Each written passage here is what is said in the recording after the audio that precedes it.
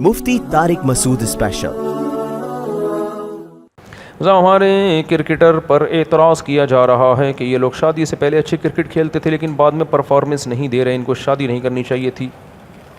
ये बहुत सारे क्रिकेटर पे सवाल होता है। इंज़मामुल हक जो था ना, जब कमा रहा था तो बहुत तेज़ भागता था, शादी होके कहते हैं रन आउट होना शुरू हो गया, वो मशहूर था। लेकिन शादी से इसका कोई ताल्लुक़ नहीं है। होता पता है क्या है, समझो, शादी हो जाती है, सेहत का ख्याल करना छोड़ देते हैं, भूख लगती है शादी के बाद, भूख क्योंकि मेंटली सुकून मिलता है ना इंसान को, तो वो उस भूख में बजाय इसके कि अंडे, प्रोटीन और अच्छी डाइट लें, वो ऊट पटांग चीज़ें फोड़ना शुरू कर देते हैं। अक्सर देखा होगा शादी के बाद गैंडे बनना शुरू हो जाते हैं। तो फितरत तो उनको सेहत अच्छी कर रही होती है, भूख लगा के, सुकून दे के कि अब अच्छी चीज़ें खाओ, वो अच्छी के बजाय बिरयानियाँ फोड़ेंगे, फिर बेगम के साथ जा रहे हैं उधर होटलों पे खाना खा रहे हैं, रात को देर से घर आ रहे हैं, वो बेड़ा गर्क कर देते हैं वो। फिर ऐसी ऐसी जगहों से चीज़ें निकलना शुरू हो जाती हैं जो कुदरत ने बनाई नहीं है। वो चीज़ें यहाँ से एक कूला इधर को जा रहा है, दूसरा कूला उधर को निकल गया, दोनों के साइज़ में भी फ़र्क आ गया कूलों के, और तोंद इधर से, अजीब अजीब से। देखो शादी के बाद हाल क्या होता है। तो वो फितरत तो आपकी सेहत अच्छा करना चाहती है। देखो चेहरे पे रौनक कैसे आ जाती है शादी के बाद।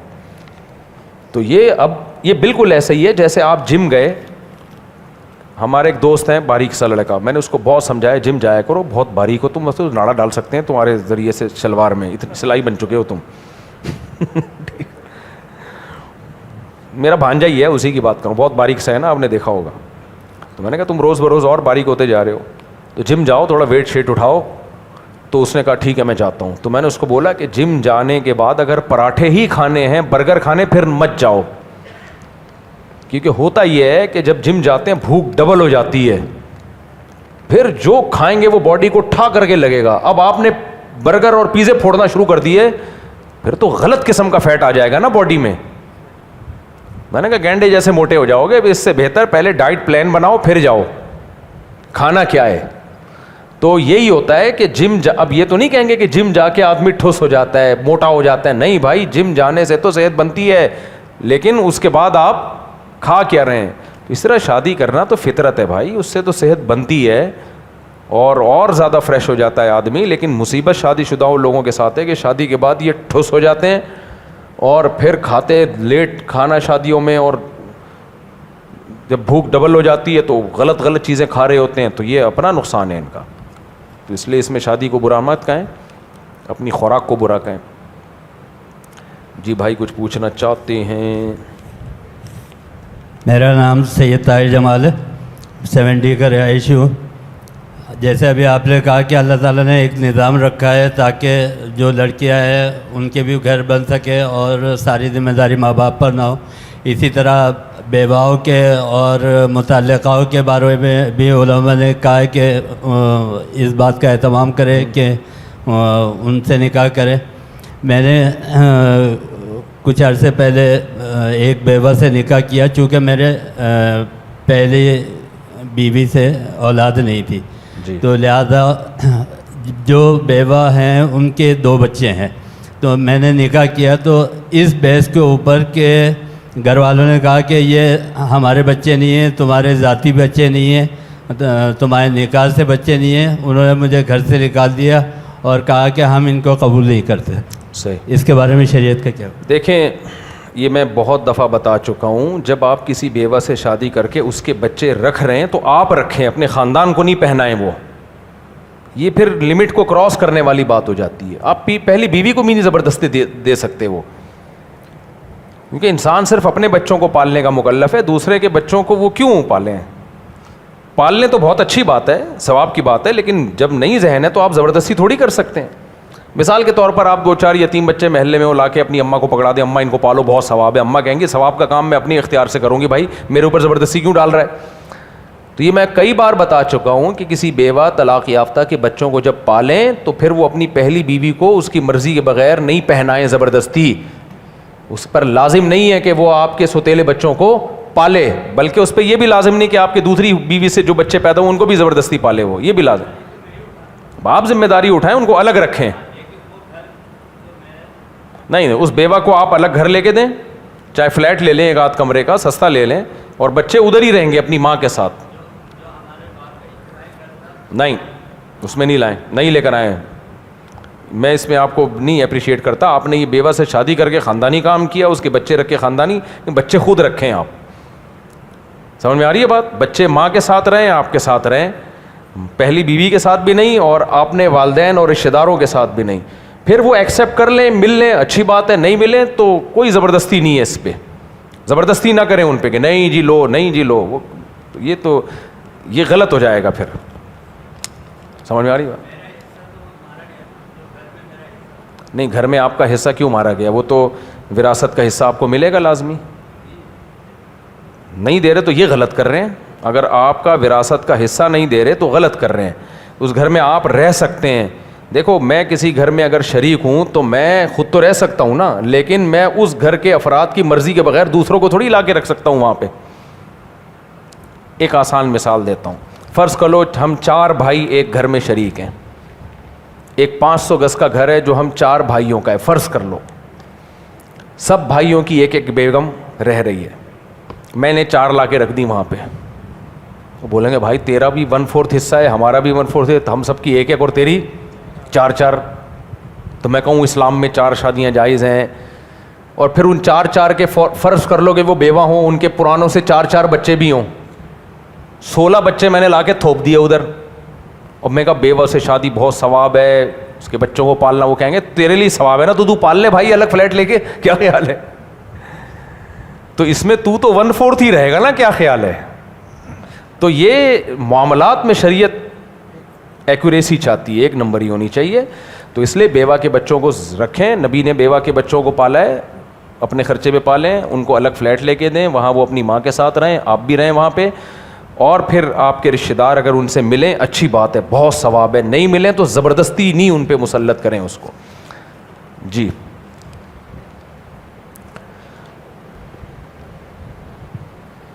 السلام علیکم مفتی صاحب. میرا یہ سوال ہے کہ سفر اور جنگی صورت کے علاوہ جو ظہر اور عصر کی نماز اور مغرب اور عشاء کی نماز اکٹھی پڑھ سکتے ہیں کیا اس میں؟ دیکھیں, مغرب, ظہر اور عصر کی نماز اور مغرب اور عشاء کی نماز اکٹھی پڑھ سکتے ہیں یا نہیں پڑھ سکتے, یہ مسئلہ بھی میں ریفرنسز کے ساتھ ریکارڈ کرواؤں گا. میں نے تیاری کی بھی ہے, ٹائم نہیں مل رہا, تو پورے ریفرنسز کے ساتھ. اس کا خلاصہ فی الحال آپ یہ سمجھ لیں کہ بخاری مسلم کی صحیح حدیثیں ہیں جن میں ہے کہ نبی صلی اللہ علیہ وسلم نے ظہر اور عصر کو ملا کے پڑھا ہے, اور بعض صحابہ نے بھی ہے ملا کے پڑھا ہے. یہ تو بات ثابت شدہ ہے. لیکن اس ملانے کا مطلب کیا ہے؟ مطلب کیا ہے ملانے کا؟ بعض فقہا کہتے ہیں ملانے کا مطلب یہ ہے کہ ظہر کے ٹائم پہ ہی عصر, یا عصر کے ٹائم داخل ہونے کے بعد ظہر عصر ملائی. امام ابو حنیفہ اور آپ کے دونوں شاگرد اور عبداللہ بن مسعود رضی اللہ تعالیٰ عنہ کہتے ہیں یہ نہیں ہے, ہرگز نہیں. عبداللہ بن مسعود صاف طور پر بخاری کی حدیث ہے کہ نبی نے کبھی 2 نمازیں اکٹھی نہیں پڑھی ہیں. اکٹھی کا مطلب وقت میں داخل کر کے, سوائے حج کے موقع پہ. تو جو اکٹھی پڑھی ہیں وہ کیسی ہیں؟ بخاری کی حدیث میں ہیں کہ مغرب کو آپ ڈیلے کریں بالکل اینڈنگ وقت میں, یعنی یہ بھی مجبوری میں, اور مغرب پڑھیں جب عشاء کا ٹائم شروع ہونے والا ہو. پھر بخاری کے الفاظ ہے ثم تلبس یسیرن, پھر آپ تھوڑی دیر ٹھہرے. یہ ٹھہرے اس لیے تاکہ عشاء کا وقت داخل ہو جائے, اور عشاء کا وقت داخل ہوتے ہی عشاء پڑھ لی. اس طرح سے جمع کیا جائے گا سفر میں نمازوں کو, یہ جائز ہے. اور یہ صرف سفر میں نہیں, بیماری میں بھی جائز ہے, کبھی مجبوری ہو تو اس میں بھی جائز ہے. تو اس میں آسانی یہ ہوتی ہے کہ ایک ہی وضو سے ایک ہی دفعہ آپ کو نماز کے لیے فارغ ہونا پڑے گا, بار بار نہیں فارغ ہونا. تو یہ کوئی ضرورت ہو تو اس کی اجازت ہے, کیونکہ یہ تعویل اگر اچھا صحیح ہے مسلم کی حدیث ہے جس میں آتا ہے کہ آپ نے عشاء کے وقت میں جمع بین الصلاتین کی ہے. اس سے بعض لوگ کنفیوز ہوتے ہیں, کہتے ہیں دیکھو مسلم کی حدیث میں تو آتا ہے کہ عشاء کا وقت داخل ہو چکا تھا اور اس میں مغرب اور عشاء کو جمع کیا ہے, اس کا مطلب مغرب کو عشاء کے وقت تک ڈیلے کیا گیا ہے. اس کا جواب یہ ہے کہ حدیث کے راوی کے الفاظ یہ ہرگز نہیں ہے کہ مغرب کی نماز کو آپ عشاء کی اندر لے کر گئے ہیں, یہ نہیں ہے کہیں بھی, بلکہ اس کا مطلب راوی کا یہ ہے کہ جو جمع کا عمل کمپلیٹ ہوا ہے نا, اکٹھے کرنے کا عمل, وہ عشاء کے ٹائم پہ ہوا ہے, کیونکہ عشاء کے وقت کے اندر پڑھی گئی ہے. مغرب پڑھی گئی بالکل آخری وقت میں, اور عشاء کا وقت داخل ہوتے عشاء پڑھ لی, تو جمع کا عمل جو کمپلیٹ ہوگا وہ عشاء کے وقت میں ہوگا. تو بخاری کی حدیث امام ابو حنیفہ کو سپورٹ کر رہی ہے, اور عبداللہ بن مسعود تو نبی کے سفر حضر کے ساتھی تھے, وہ تو صاف کہتے تھے کہ نبی نے کبھی دو نمازوں اکٹھا نہیں پڑھا, یعنی اکٹھے کا مطلب کہ ظہر کے وقت میں عصر پڑھ لی ہو یا عصر کے وقت کے اندر لے جا کے ظہر پڑھی ہو. اتنے بڑے صحابی کا بیان, اور وہ فقہ میں اور تفقہ میں, علم میں دوسرے صحابہ پر آپ کو فضیلت ہے, سوائے حج کے موقع پہ, وہ حقیقی جمع ہے. تو اس لیے اس میں امام ابو حنیفہ کا موقف کمزور نہیں ہے. اور اگر آپ یہ حدیث میں یہ مطلب نہیں کرتے, دو نمازوں کی یہ تعویل نہیں کرتے, تو پھر اس حدیث کا تو کسی کے پاس کوئی جواب ہی نہیں ہے جس میں آتا ہے, بخاری مسلم کی حدیث ہے جس میں آتا ہے کہ نبی نے بغیر سفر کے, بغیر بارش کے, بغیر عذر کے بھی دو نمازیں اکٹھی پڑھی ہیں, حالانکہ اس کا تو کوئی بھی قائل نہیں ہے. تو وہاں بھی اکٹھی کا اگر یہ مطلب لیا جائے کہ ظہر کو ڈیلے کیا عصر کے وقت تک اور عصر کو اول وقت میں پڑھا, تو یہ آپ نے پڑھا.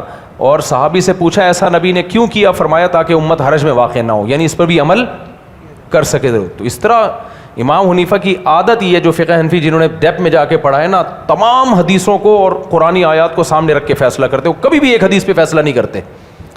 امام حنیفہ کا مشہور قول ہے کہ میں نے موضوع پہ مسح کا فتویٰ اس وقت دیا جب میرے سامنے سورج کی روشنی کی طرح کثرت سے حدیثیں آ گئیں جس سے ثابت ہوا کہ نبی نے موضوع پہ مسح کیا ہے.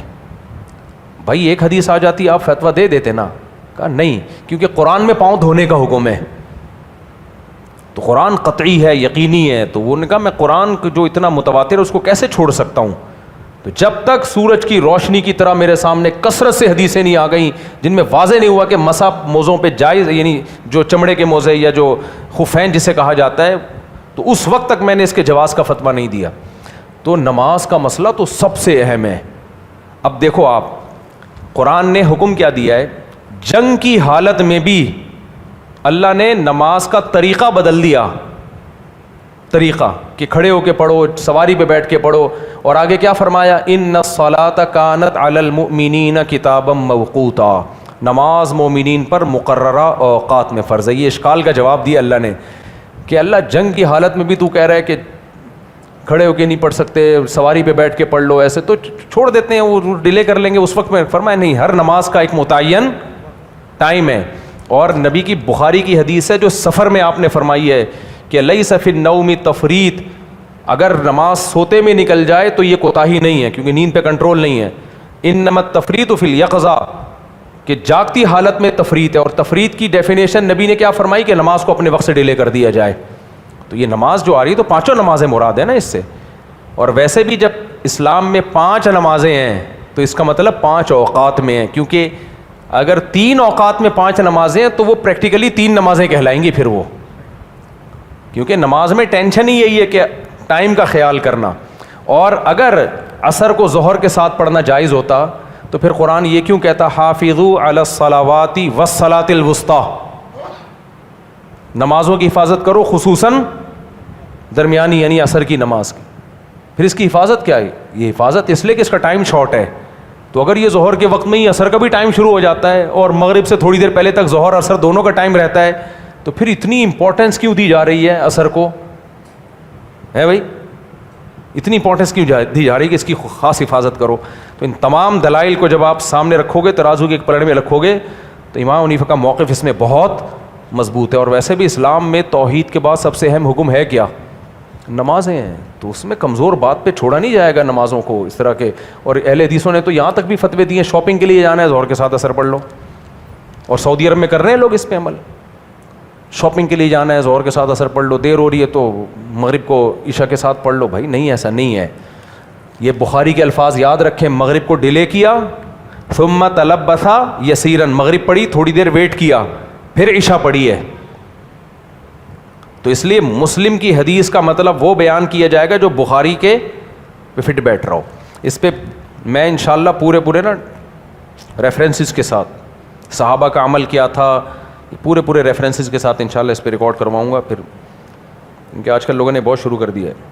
مفتی صاحب معلم بھی نہیں ہیں, جاب کرتے ہیں, دن کا اکثر حصہ جاب میں گزر جاتا ہے, ایسے میں دین کی خوب خدمت کیسے کریں, دین کو اوڑھنا بچھوڑنا کیسے بڑھائیں؟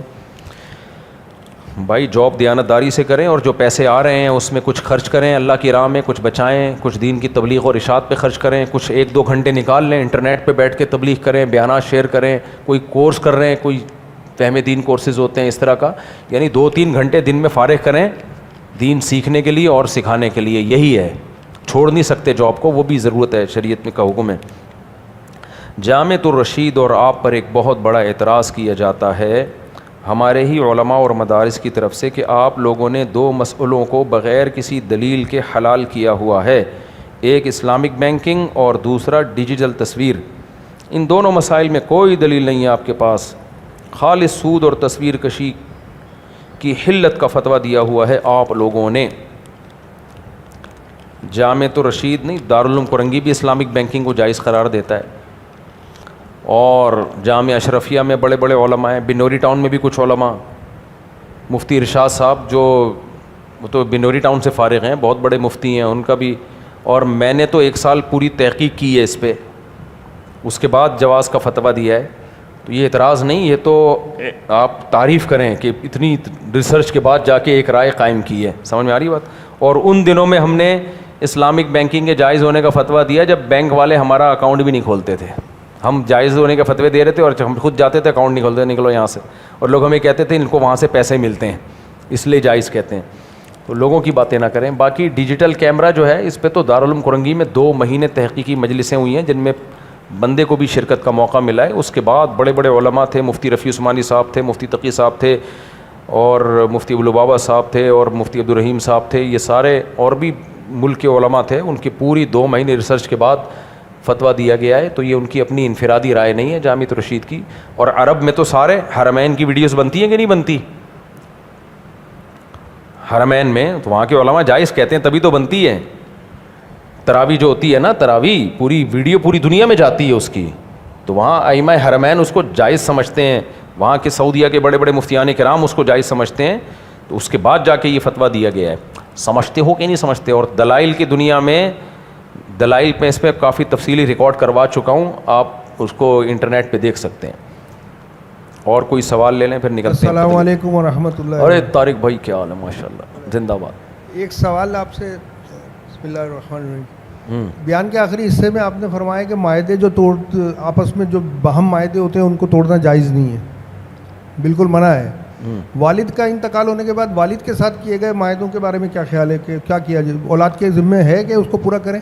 دیکھیں, والد سے جو معاہدے کیے ہوتے ہیں وہ معاہدے نہیں ہوتے, وعدے ہوتے ہیں. معاہدے میں اور وعدے میں فرق ہے. معاہدہ ہوتا ہے 2 طرفہ, جیسے خرید و فروخت کا معاہدہ ہے, اجارے کا معاہدہ, رینٹ پہ مکان دیا کہ آپ یہ استعمال کریں گے, آپ کرایہ دیں گے. میاں بیوی کا مہر کا معاہدہ ہو گیا ایجاب و قبول کے بعد نا, یہ بھی ایک ایگریمنٹ ہے. عورت رخصتی کر کے شوہر کے گھر آتی ہے اس ایگریمنٹ کے نتیجے میں, اور شوہر نے نکاح میں ایگریمنٹ کیا کہ تمہارا نان نفقہ میں اٹھاؤں گا. دونوں طرف سے, دونوں باؤنڈ ہیں. اسٹیٹ ایجنٹ کو آپ نے بیانہ دے دیا, ایگریمنٹ ہو گیا کہ اب یہ پلاٹ کسی اور کو نہیں بیچنا, یہ میرا ہو گیا پلاٹ, میں پیمنٹ دے دوں گا. یہ دونوں طرف سے کیا ہو گیا؟ ایگریمنٹ. ابا سے جو ہوتا ہے نا وہ ایگریمنٹ نہیں, وہ وعدے ہوتے ہیں. ابا آپ کے مرنے کے بعد آپ کی بیٹیوں کی شادی میں کراؤں گا, میں اپنی نہیں کراؤں گا, ان کی پہلے میں شادی کراؤں گا. ابا آپ کے مرنے کے بعد میں روزانہ آپ کے لیے اتنے صدقہ و خیرات کیا کروں گا. ابا آپ کے مرنے کے بعد یہ گھر میں بیچوں گا نہیں, وغیرہ وغیرہ وغیرہ. تو یہ وعدے ہیں. تو ان وعدوں کی حیثیت یہ ہے کہ جو کام شریعت نے پہلے سے کہے ہوئے ہیں آپ کے ذمے ہیں وہ, تو وعدے کی وجہ سے اس کی اہمیت اور بڑھ جاتی ہے. اور جو کام شریعت میں آپ پہ لازم نہیں ہے تو وہ وعدہ کی حیثیت بس وہ وعدے کی ہے. اگر آپ اس کے خلاف سمجھتے ہو کہ بہتر ہے, تو جیسے آپ نے کہا ابا آپ کے مرنے کے بعد میں گھر نہیں بیچوں گا, بعد میں خیال ہوا گھر میں جھگڑے ہو رہے ہیں, توپیں نکل رہی ہیں, بیچ دو گھر. تو اس کو کوئی پورا کرنا کوئی لازم نہیں ہے. میں سوال صحیح طریقے سے کر نہیں سکا, سمجھا نہیں سکا بات. میں عرض یہ کر رہا ہوں کہ والد نے کسی اور سے معاہدہ کیا ہے کسی بھی قسم کا تحریری, تو اس کی, میں اپنے والد کی بات نہیں کر رہا, دوسرے کے, اس کی اولاد جو ہے وہ اس معاہدے کو لین دین نہیں. دیکھو, اگر والد کا تحریری معاہدہ ہوا خرید و فروخت کا یا اجارے کا, تو جو بھی معاہدہ کرتا ہے اگر اس کی موت واقع ہو جائے تو وہ معاہدہ کل عدم ہو جاتا ہے خود بخود شریعت میں. وہ معاہدہ گیا, ختم. اب اولاد نئے سرے سے کرے ٹھیک ہے, نہیں کرے تو بھی ٹھیک ہے.